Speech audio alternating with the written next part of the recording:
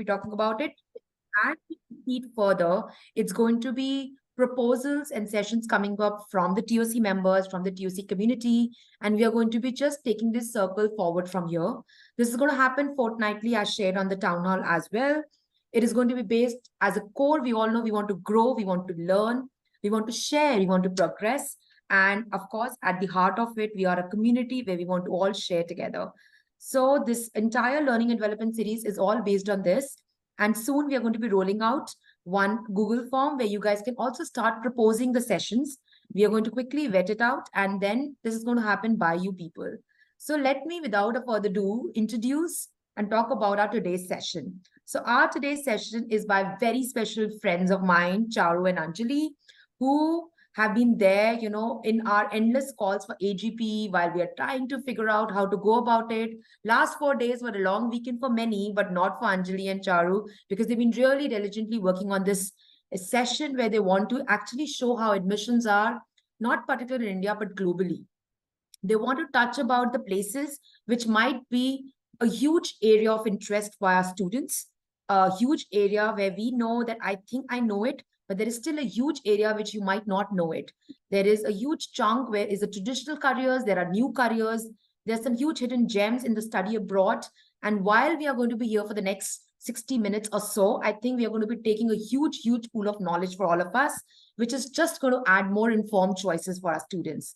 So Charushala, let me start by introducing you. So Charushala is a dear friend and a fellow AGP member and a leading career counselor and a college planner. Her decade-old counseling venture, University Connection and .in, I think most of us are aware of it, has received Best Career Guidance Company Award at the EdTech Awards 2020. And she's also known to focus on millions of people to get scholarship. So every time you want to have anything to regarding about scholarship, how to go about it, we know the go-to person for us is Charushala. So very thorough with respect to admissions in India and overseas. Charushala is a mentor member with International ACAC and an active faculty with IC3 Institute and has been doing amazing interactive sessions for teachers, for our senior students at school across India. It gives me immense pleasure to introduce my another dear friend here who's going to be a panelist today. It's Anjali, another dear friend and a fellow AGP member, is a college advisor with a strong background with the higher education industry. She also has over 8 years experience of dedicated service. She's passionate about helping students making informed decisions and taking them to the college journey and career pathway. She is wearing multiple hats. So while I was trying to look into her bio, first thing really catch me was that how she's heading all the campuses of the Sri Ram Millennium School in Delhi NCR, being the college advisory head department, and ensuring a comprehensive college counseling services that's been delivered across all the campuses with similar format, keeping it very student friendly and a very college guidance approach. In addition to that, she's also a founding partner of Advisory College Counseling, a dedicated platform offering online and offline services to empower students in the educational pursuits. At Advisory, she provides comprehensive resources, personalized guidance, and unwavering support to help students achieve their academic goals and apply university overseas. She strongly believes, and I think this is something that she believes, but I've actually seen that together we can empower students to reach to the full potential and achieve success in their educational empower. There is no elevator to success. You have to take the steps, and I'm sure we are all there to guide there. So over to you, Anjali and Charu. I don't want to take the limelight further, and we are really eager to learn. And the next 60 minutes are going to be huge learning for all of us. Welcome to you. And the platform is all for you guys. Thank you. Thank you. Thank you so much, Nidhi. That was such a power-packed introduction. What would you say, Anjali? Yeah, this is, I think... Speechless. Speechless, actually. My goodness. Let's hope we're able to do justice to that strong introduction. Thank you, Nidhi. We'll take it up from there. And so without further ado, I can see it's a packed room and we have great support for our Tuesday Talkies.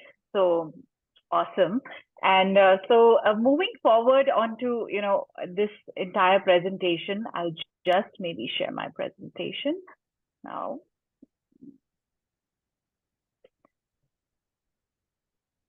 Right. So this is something that all of us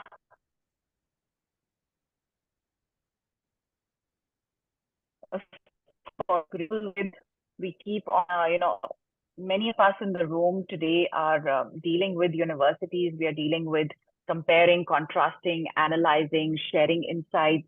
And in a lot of ways, we are doing this, frankly, some of us are doing it out of experience. Some of us are really cued into a lot of statistics.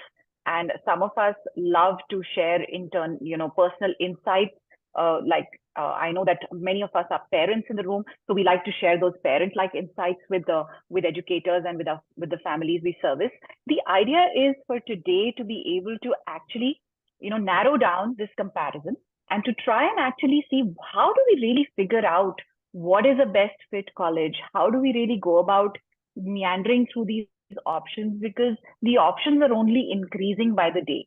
And when I say increasing by the day, we're not just, I don't know about you, but I am getting a lot of queries on students wanting to go to a South Korea or to a Japan or to explore places which are over and beyond the big popular destinations. So we thought that, we will not be able to do justice to this entire thing in one session, which means just covering popular destinations and leaving out the not so popular ones. So that's why we've divided it into two parts. And today you'll be hearing more about popular destinations.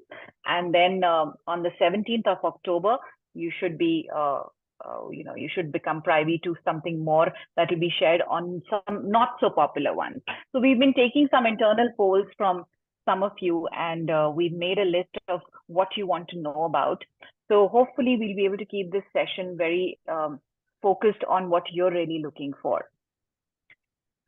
So moving forward, why is it so important for us to compare these destinations?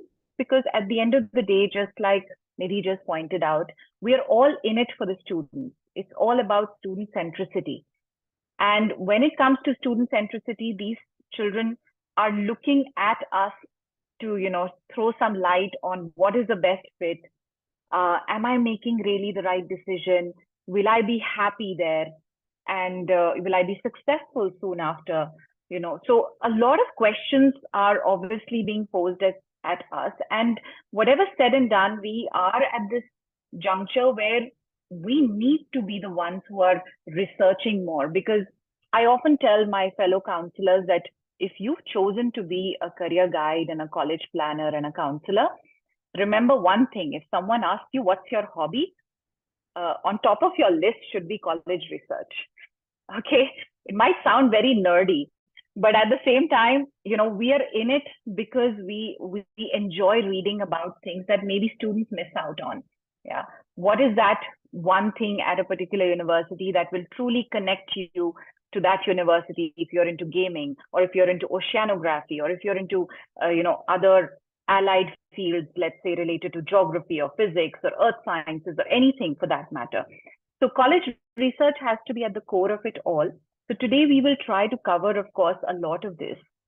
And I can still see a lot of people trying to enter the room. Anjali, can I leave that to you to admit them to the room? Yes, I'm doing that. Yes. All right, great. All right. So then, so today, hopefully we'll be able to cover these things. Also important to understand is, why are students wanting to move at all? And would love to hear some pointers in the chat box. Why do you think students like to move from one country to the other? Why do they want to get out of their home countries? Anything? What could be the top reasons for this mobility? And why do we suddenly see that, study abroad has become a big thing altogether? Just any thoughts, just to get a sense. Yeah, so it's Renoza's written better earning opportunity. Puneet has written good education. Renoza's written freedom. Then we have quality education, good job, peer pressure, family pressure, flexibility to grow. Awesome. Yeah.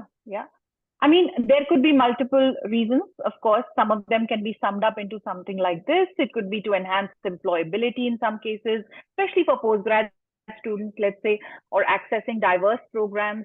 I know students who would want to study ethnomusicology and it's hard to find that program here.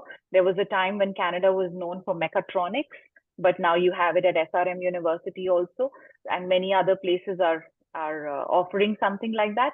So, diverse programs sometimes become more easily available. Today, Imperial College London has come up with an interesting program on, economics, finance, and data sciences. And after I started researching, I figured there was some other options also in the US around that program. There's also, I know that the Bocconi University has launched a World Bachelor's in Business program, which is very interesting, between the Marshall School of Music and Bocconi. And that is an interesting, diverse program where you can do 2 years at Bocconi and 2 years at Marshall. So, these are some really interesting, diverse collaborations that are right now taking place. And for that reason, of course, students may want to move outside of the country. Building international networks has become very important, because tomorrow you don't know who you might collaborate with and set up another organization. We've seen so many of these edtech players come out in the industry, and they are all from, one person could be an Indian, another one could be a Chinese or an American or otherwise. Some of you know who I'm talking about. So it can be, there are these multiple collaborations that are possible, and you don't know whether these networks might lead you to your next venture capitalist, or to, your next funding for your next venture, or otherwise. So idea is, student mobility has become not only something that you do to be successful, but it's almost become like the need of the hour. But as counselors, as college planners, we have to constantly grapple with this whole question of what is the best fit. And whatever said and done, it's not an easy question to answer. Yeah, and especially, I know there are some new counselors in the room, and when you're, handed over a list of top universities and said, we want to apply to these universities, and you're wondering to yourself, how should I tell this parent, what is the best fit college? How do I actually figure out this for my student? So hopefully after today's session, you might be able to actually have the right words and the right language. But let me throw a poll at you. And okay, I can see, is Bhakti or Ankur logged in from this account? Bhakti, Ankur, do you have access to the poll? Because for some reason it tells me that if you've logged, someone else has logged in through this account. Oh, wow. Suresh, Charu, you want me to help you with something? Just see if you can access the poll. I'll make you co-host. Yeah, just make Ashima and Nidhi the co-host. I just did make Nidhi the co-host. Can you access the poll? Yes, I can. Yeah. Can you make I the launched parameters? the first one. Yeah, the first one I'm doing. Yeah, parameters. Yeah, please do that. Yeah. Perfect. Awesome. So let's see some answers from members. Yeah.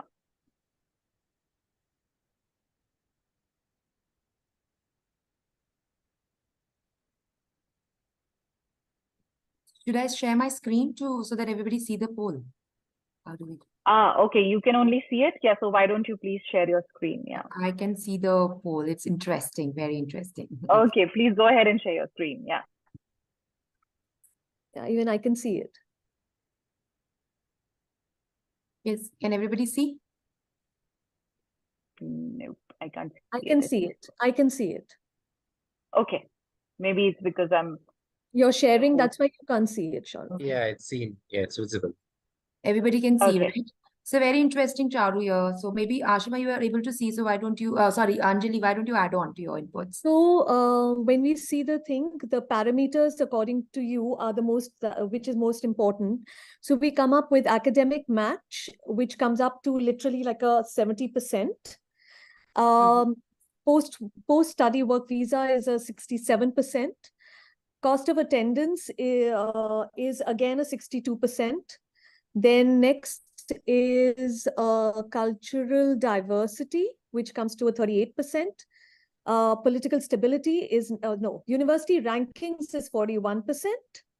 Then we have next is family abroad, 9%. And then we come to others, which is nothing, All right. which is 0. Yeah. All right. So, Interesting. I had run this poll somewhere with the IC3 cohort of a bunch Ending of the poll? Should I end the poll? close. Yeah, you can end the poll. Definitely. So very interesting. So, with that cohort, when we were running it with the close to 200 plus counselors and everybody else, this is what the results also showed out. So these are the kind of parameters that become the most important when selecting a country or whichever. Now, this is not written in stone. You and I both know that. For some of us, actually, that family abroad might be absolutely important for a certain student. For some others, it could definitely be only about rankings. The parents come from a certain pedigree and they're like, my child is either going here or not going to college at all. For some others, it's only about academic match. I want to do that biomedical engineering program, and that's it for me. And for some others, it is about this whole cultural diversity. I want to be around more Indians, or I don't want to be around any more Indians. So it has to be understood firstly that it will never be one size fits all. Okay, so this job, that's why it becomes so tough, and that's why this whole session in the first place, because at the end of the day, whatever said and done, we will never be able to speak the same, share the same narrative with every family. We will need to tweak that narrative based on these parameters. Because at the end of the day, we may want to, generally talk about all the entire comparative audit, but finally, it comes down to a litmus test. And this litmus test we'll share towards the end of the session today. But today is all about doing this comparative audit. How do you arrive at this comparative audit? What should be the parameters that you as a counselor or an educator should have in mind when you're approaching college research and comparing these countries? For today, we are going to be focusing largely on popular study destinations, and therefore you will hear more around that. And going forward, we may move on to the non-popular. We will move on to the non-popular destinations on October 17th. Over to you, Anjali, to share some interesting perspectives on what and how should this analysis be done. Sure. Thank you, Charu. Thank you for the insight. And sorry, I'm just trying to see my screen. So we go on to the next screen and we talk about so what is important and what is not important.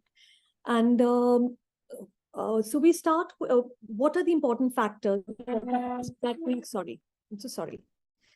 What are the important factors that we look at? We look at quality of education. We looked at it earlier as well.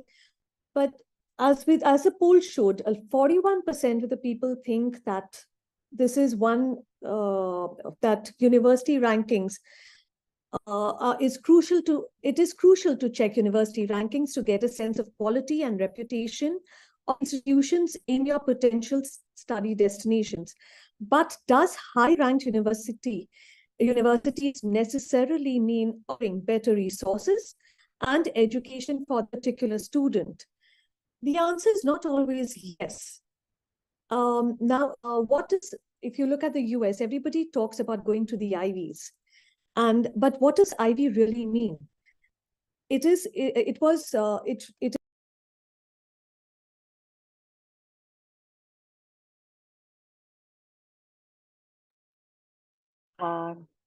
Did we? All right, maybe we should join back. So at the end of the day, just taking it from where, can you hear me, Nidhi? Yeah, Charu. I think there's a network issue at Anjali's At end. Anjali's Please end. go Okay. ahead. All right. So at the end of the day, when it comes to academic programs, we know that the quality of education obviously is great at most of these universities. We research for our students. Oh, there she is. Yes, Anjali, you were talking about IVs. Go from there. Are you back? Yeah, I'm back. I'm sorry. Something went wrong with my connection. So I was saying that, when we're talking about IVs, what are IVs? IVs are basically, the word IV was when 8 universities formed the sports conference in the Northeast for a powerful Eastern Football League. And the 8 universities were basically Harvard, Princeton, Yale, Columbia, and Brown. They later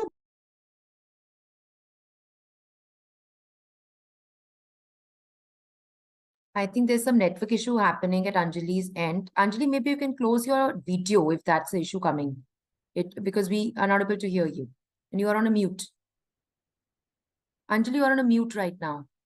Charu, why don't you go ahead while I reconnect? There's something wrong with my connection. Why Okay, don't you no go ahead? problem, no problem. All right.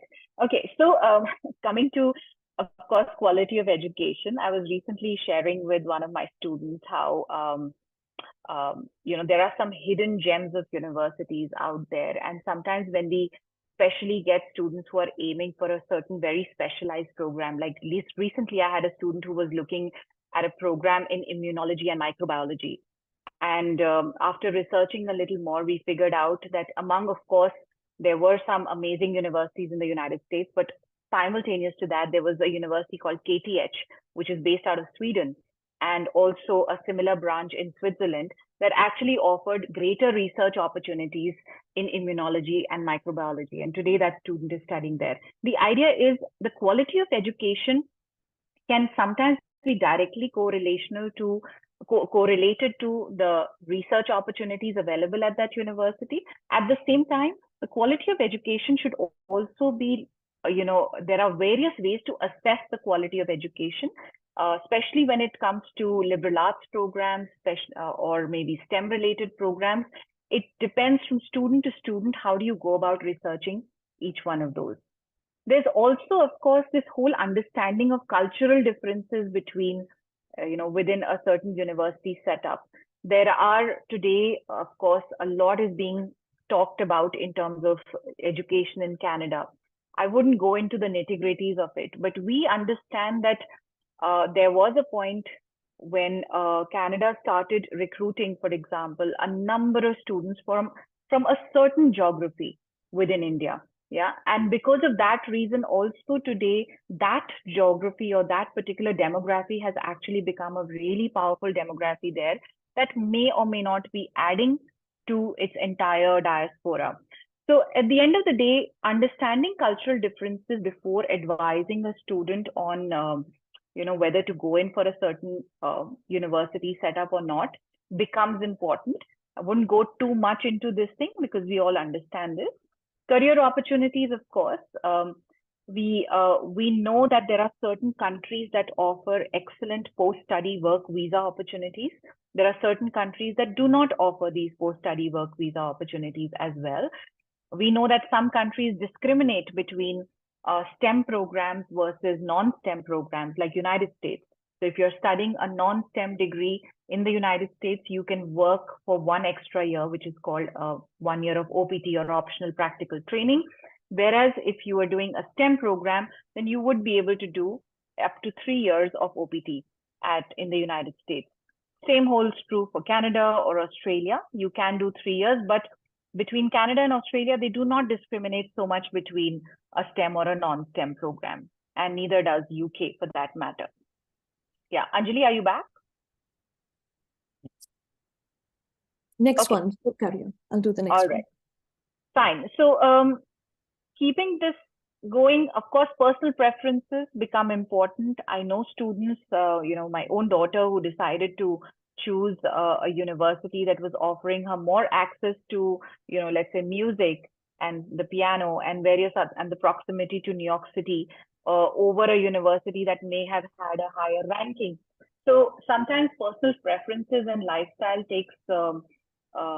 takes greater precedence over everything else. So one needs to also talk to sometimes the student separately and the father and mother separately, because what might be a personal preference for the parent, like she should be close to her Masi's house, versus what is important for the child, which means she may want to do something totally different with herself. That might also, of course, impact what country they finally select. At the end of the day, also, of course, you get a lot of personal preferences in terms of, like, right now we are struggling with certain families who don't want to send their kids to a certain place where they might have a love interest or otherwise. So so there are all kinds of personal preferences. We can't go into those, but of course, institutional specific funding also becomes important. Sure, go ahead. So today we are only discussing scholarships briefly because on a following Tuesday Talkies there will be an entire presentation which will be on scholarship, financial aids, and grants. So it's just going to be a very an introduction. So many higher education institutions offer their own scholarship programs. And these are often based on a number of factors which can be split into different categories like academic merit and excellence scholarships, which is usually awarded to students with a strong academic background. And it includes strong grades in their school exams and strong grades in the school exams, which can be categorized into what we call as merit or need-based scholarships. Then we talk about performance-based scholarships, which are usually awarded to those who have exceptional ability in an extracurricular activity such as sports, music, or performing arts like drama or dance. There's subject-specific scholarships, which are often offered by individual departments for students studying a particular course or a subject. And this also pertains specifically if you're going to UK or Canada, they also look at that. We have equal access or sanctuary or scholarships, which can take the form of a tuition fee reduction or waiver or maintenance award, and are offered to refugees and asylum seekers who have fled persecution from their home countries. And lastly, we also have disability scholarships, or scholarships as we call for neurodiverse students. These scholarships support international students with a disability, long-term mental health condition, learning difficulty, or any other special needs. The US offers mostly large sums of scholarship amount, whereas UK, the amount is substantially less, and it normally is a one-year scholarship. I would say the normally merit-based scholarships and need-based scholarships are the ones which are merit-based scholarships are offered easily. Need-based and student-led, as the ma'am is saying, student-led opportunities is also, I'm sorry, that was an answer to the question. I got diverted. Ma'am, can we move on? Anjali, can you, just a request, can you switch off your video? Because I think then we'll have a lesser bandwidth issues. There's still a lot of buffering happening from your end. All right, I'll just switch it off. Yeah, thank you. Yeah. Go ahead. Yeah. Okay, just trying to see what I'm sorry, the slide is still buffering for me. It's the university requirement. Yeah. As a differentiator. Do you want to run the poll? Yeah, please do that, ma'am. Nidhi, there's another poll, if you could run that, which is the counselor's poll.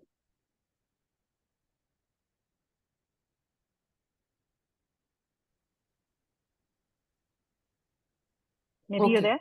I'll do that. Yeah, I'm there. So you want me to run the next Just run poll, the right? counselor, the next poll. Okay, I'll do that by the way. I'm having issues with my internet today.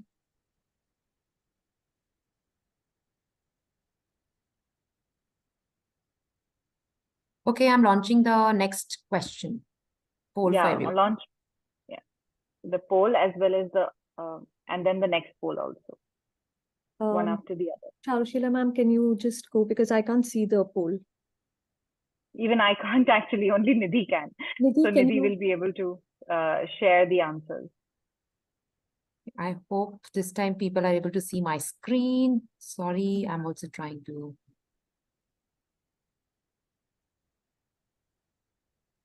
Yeah, I only I see think your it's what desktop. country applications do you find easiest to work on? Is that correct? That's the question, right? Why is it I'm not able to show my Nidhi, we can only see your desktop. I know, but Yeah. why is it not coming as a when I'm sharing? It should be sharing of the screen of the poll. It did come on my screen and I could see it and I answered the questions. Bhavya, you're It a good came on friend mine with as well. Nidhi. What you need to do is you just need to share the responses. I Click think on share responses. Okay, I'll do that. I'll do that. Okay, fine. So Charushila, can you make me the co-host so I can help her?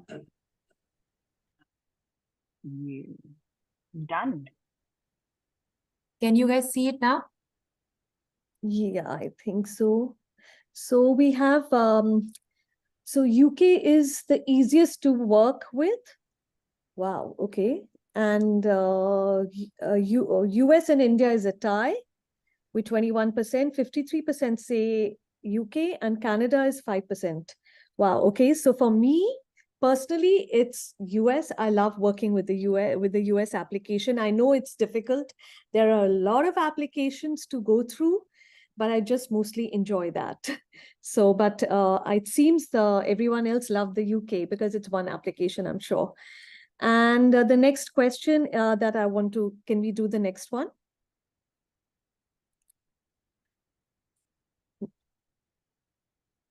So the next one, I want you to tell me what country applications do you find most enjoyable to work on? Yeah, so the poll is there already, Anjali. It's there. People have voted for it as well. The second one? Yes, I can see. Okay, sharing the result. Can you see that now? This is the one they voted on earlier. This is the first one, the second one. Oh, right, I got that one. Okay. So that is also quite similar. Okay, no, this is, they like to work on United States, India. Okay. We go back. Thank you for this. Can we come back to the slide? So the reason why we did that was just to get an idea and of what you like. And just to give you a brief now, what are the university requirements?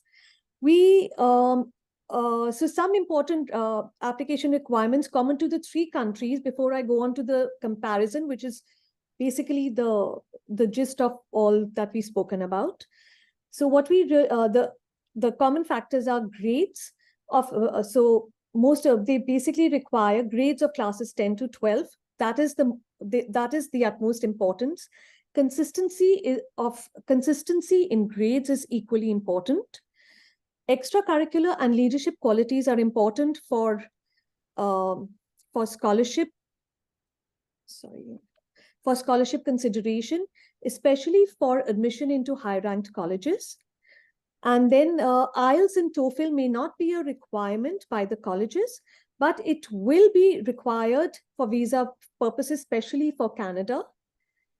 All of these, all of them use common application platforms for application submission, and they encourage using common application. When I say common application, I mean common application like UCAS or Common App or OUAC.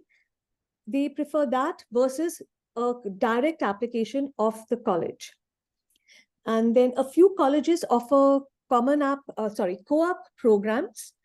How many of you do not know what a co-op program is? If you could just raise your hand, please. Raise your hand as in on the screen. And if Nidhi or Ashiva can tell me if there are people who don't know what a co-op program is. Can we have a raise of hands and then I can read out, names for... If there are people, then I can explain what a co-op program is. I think most of them are aware of. Okay, I can see, yeah, one, Rajiv would want to know it. So maybe in the interest of others, if you can just quickly brief it, that'll be great.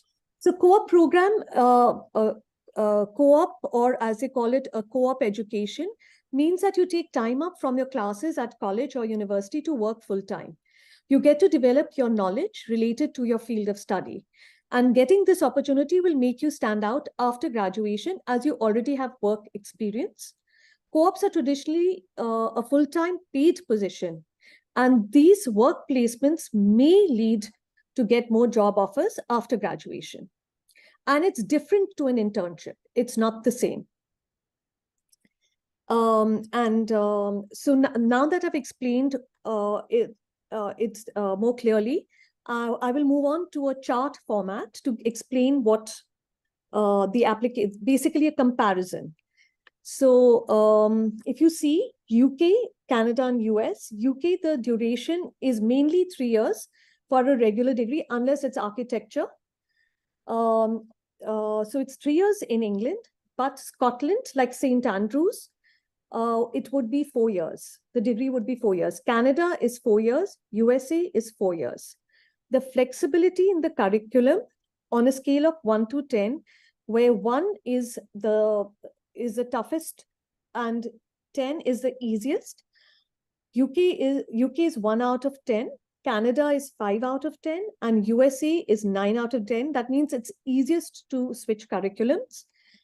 You can go in wanting to do engineering and come out as a chef. In terms of curriculum, it's UK, it's an end of semester evaluation. Canada, you have continuous evaluation. US, again, you have continuous evaluation. UK, the cost over 3 years is approximately between 1 to 1.2 crores over 3 years. Canada is between 1.3 to 1.7 crores. It could even go slightly lower than 1.3 if you go to a cheaper college, but I'm giving you an average bandwidth. US is between 2 to 2.5 crores over 4 years. The application for UK, you use the UCAS, and the number of colleges is limited to 5.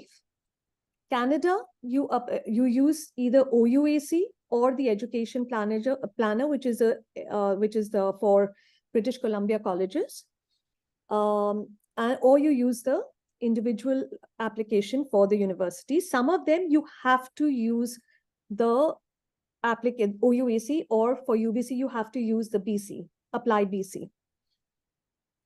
For US, it's Common App or the Coalition App, or you use Apply Texas, or you use UC for California colleges. And Canada, there is no limit to the number of applications. However, 5 is recommended. US also, there's no limit to the number of colleges you can apply to. However, 8 to 10 is limited. Some schools do limit the number of applications. Grades, for UK, you need 10th, class 10 board marks and 12th predicted. For Canada, you need 10, 11, 12 predicted. US, you need 9, 10, 11, 12 midterm and 12 predicted. For essays, UK, you need a personal statement. For Canada, you need a personal statement, essays. Some require essays, and some even require a video, a video introduction or a video essay. US, there's Common App and supplemental essays. UK requires 1 LOR. Canada may or may not require an LOR. It could be 1, 0, or 2 LORs. US requires 2 to 3 LORs, depending on the type of colleges that you're applying to. UK, the weightage on extracurricular is minimal, between 5 to 10%. Mostly they focus on academics. Canada, the weightage on extracurricular activities is between 15 to 20%. US definitely looks at extracurriculars. They do want you to do, they do look at the holistic picture. And so we say it's an average of 30 to 35%. The deadline on an average, deadline to apply to UK has been changed to January 31st. But it is a rolling application generally, and we do suggest students to start applying by November. However, for Oxford or Cambridge or medicine, the deadline is 16th October now. Canada is generally January 15th. If someone is applying for scholarships, it's generally around 15th of November. US, again, different places, universities have different deadlines. However, the regular deadlines is generally around bit in the first week of January, between 31st December and 5th of January. But this is for regular decision, not early decision and not early application. UK does not require an interview unless it's Oxford. Canada generally doesn't require an interview. However, a video interview sometimes is a video essay or a video introduction is required at times. US, it's optional or mandatory, depending on the university you're applying to. Admission offer for UK is conditional. Canada is again conditional. US is an unconditional offer. However, if there's a huge gap between the marks, that the predicted marks and the marks that you have achieved in your board marks, then there is a question that can be raised and the marks can be rescinded. Work option is in UK is and Canada and US is 20 hours a week as a student. Post graduation, you can work up to 2 years. A postgraduate visa is up to 2 years. Canada is up to 3 years, and US is up to 3 years, 1 to 3 years, depending whether it's optional, whether you're a STEM student or a non-STEM student. Any questions? Welcome to address that. So, Charu, Anjali, do we have anything further? Should we open it for Q&A? No, we're open to Q&A. Thank you. Thank you for listening. All right. Great. So we can stop sharing and then maybe we can take questions if we have from. Thank you, Charu. Thank you, Anjali, for a very comprehensive and yet very important topic covered. I think, most of us feel we know about US, we know about Canada, we know about UK, but then actually seeing it right there, the comparative gives us more clarity. But let's open it for Q&A. So anyone who has a question, Charu, we can stop sharing the screen so that we can see everybody in case they have any questions. Yeah. There is a litmus test, however, towards the end, but we'll share it towards the end. Right. Yes. So, yes, any questions? Then? So in the chat box, there was a question while you guys were presenting. I'll just read that. So I know this is little not the context which you guys were presenting here, but in case you want to talk about it and take these questions, how do you define a better research opportunities? Is it based on the curriculum you guys make this judgment, or is it there any other yardstick? Would you like me to take that, Anjali? Yeah, please. All right. So I can see that Ashima has also answered that question well. So of course, when it comes to research opportunities, usually, on a website, university website, you will see student-led research opportunities, and where universities normally like to highlight the research done by students, where it has been published and who was moderating the research, what departments is that research impacting, was there a collaboration between two departments, etc. So I think that is a great place to start. Having said that, sometimes it also helps to quantify that research in terms of how many students, let's say in a cohort of 100 students, how many students really move into research and how many of them are encouraged to do some kind of a capstone project or others. You will see that when we highlighted, for example, the difference between a UK, US, and Canada, in the US also, even for undergrad major options, students have to complete a capstone project towards the end of their final semester. So there is an impetus on research anyways in that country. That's how it is defined. But once again, one will need to dig deeper into that tab that says student-led research opportunities. Hope that answers your question, Nikhil. Thank you, Charishra, for adding inputs, and thank you, Ashima, also for that.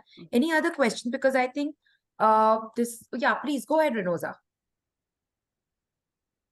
Thank you. Thank you for that insightful session. I had a doubt. Recently, we had seen in our group that a couple of information that has been sent out on the website of the universities is not always accurate. They paint a rosy picture. So when you say that you'll have to be a good researcher in order to give right answers to the students, sometimes with all this flooded information, to get the right source of information is also very difficult. So if a student just randomly comes to you and asks you a question, I want to go to the best college offering computer science. You as a counselor suggest which country do I go to? So now this is the position where we are also as a counselor not aware to give a proper response or an unbiased response. So in that case, how do you do the research to get the proper authentic information, and what would you suggest?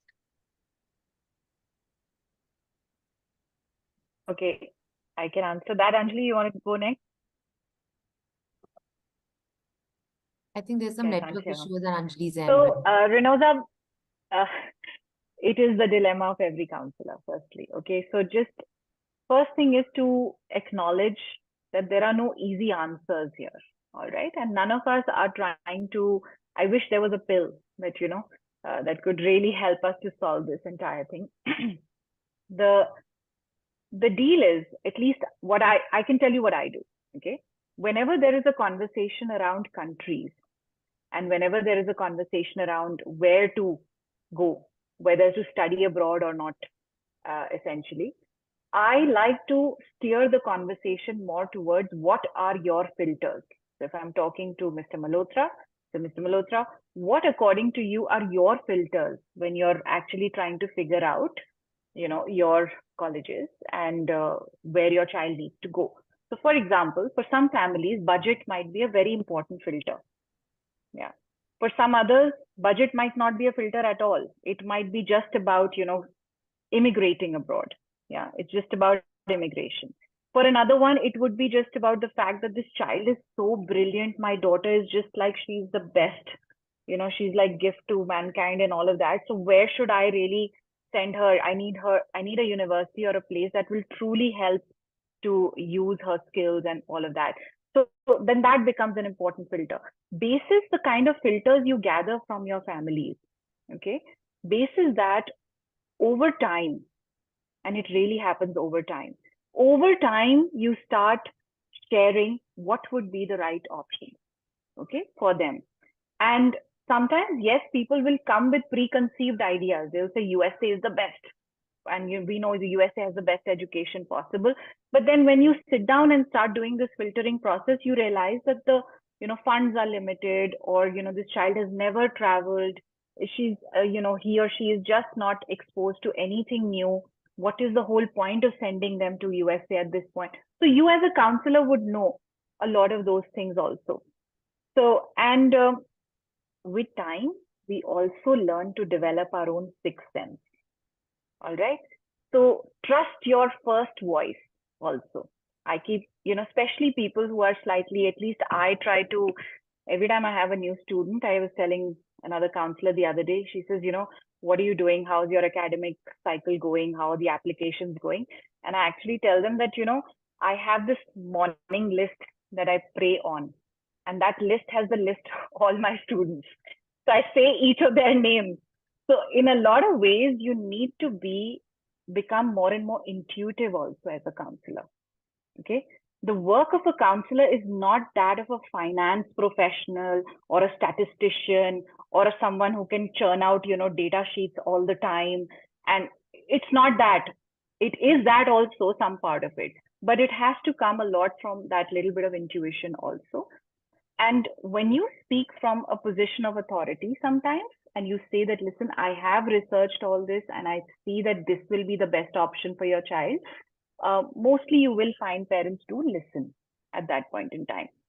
Coming to what kind of resources you can go to, there are multiple resources, okay? And I was going to share this towards the end, but I'll just show you a snapshot of what these resources really look like.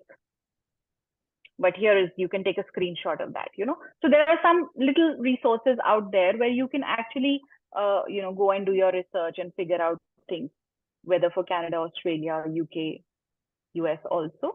And for US, actually, there are multiple. There are so many, you know, ranking tables and otherwise niche reports and others that you can also go to. So, sorry for the long Thank you. answer. This really helps. Thank you so much. Yeah. Thank you, Charujala, for taking that question and giving us such a good insight. I think this is a bonus resource for a lot of us to take back. So you want to do a litmus slide, and then I do a conclusion of this wonderful 1 hour that we spent. You know, yeah, please go ahead. Charu ma'am, can I just have another question, please? Please go ahead, Shivali. Like, for example, if a child does not, like, till the end also, if it's not, he or she is not unable to decide where and what major to apply to. He's done different things, but he's still not able to decide, I should do physics, or, you know, good in physics, he's very good in writing and English also. So he's so confused. How do you tell the parent and the student that, you know, the parent feels physics to pata nahi kya ho jayega, mera bachcha kar lega to. The parents, I mean, you know, the student feels English is good for me. The parents feels no, physics mein bahut opportunities hain. So how do you explain that? Is this question, so is this student going to be applying to the US? Yes, ma'am. Yes. So do you mind if I answer this, Charu? Please, Yeah, please. Anjali ma'am. Yeah, please go. So, my thing would be, to this would be that, you know, if the child is confused, or the parent is saying no, ye nahi, ye karo, then I would say, if the child is going to the US, even if they go, say, with the mind ke maine physics karna hai, like I said while we were doing the presentation also, the beauty of the beauty of studying in the US is that you can go with the mindset of doing physics and come out becoming a chef. They give you the flexibility of exploring different subjects. You have the opportunity of exploring different subjects, becoming a musician. I mean, you can even do a major in physics and a minor in music. You can do anything. So it's okay for him. If the child says, I don't want to do physics, we can explain this to the parents, saying, let him go with whatever he wants to go, and let him explore his opportunities. Maybe he lands up doing physics in the end of it. Or you can explain this to the child, aap physics ke liye chale jao, or the other way down around, that if the parent is not listening, you tell the child that you go with physics. You can always switch if you don't want, because initially they are doing general classes, they don't get their subject classes. Yes, yeah, that's what we've actually explained it to them. Yeah. Another, just 1 second. If at all we say that, you know, apply undeclared, they feel like, you know, ek bomb gira diya hai. That is another thing. I'm not Which saying is safe, I think. karo. No, I'm just saying, I'm giving my opinion that, you know, if at all I say that, you know, you could apply undeclared, you could try. That's the beauty of US education. You could try applying undeclared, and you can choose your major after 1.5 years or something. So that's a real fight of counselors and I'm parents. saying, I feel, I you know, know somewhere. parents are scared about applying undeclared, and that is what I'm saying. Don't apply undeclared. You apply for chemistry, physics, you apply for math, you apply for psychology, and you go ahead and change your, because in any case, after 1.5 years, you have to fill up the form and declare your major, or you can change your major. So you have that time to do that.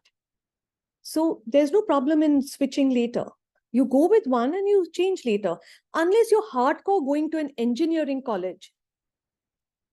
Even going to an engineering college and graduating in arts and sciences is easier, but doing it the other way around might be difficult. So it depends on what the child is doing. So in your case, if it's only a college of arts and science, it's not difficult. Can I slightly add to that, Anjali? So Yeah, it's a slight catch-22 kind of a situation, Shefali, but let me tell you, sometimes actually it's easier to get into the College of Arts and Sciences than a specialized college, like getting into a College of Arts and Sciences at NYU versus getting into the Stern Business School are two different acceptance rates altogether.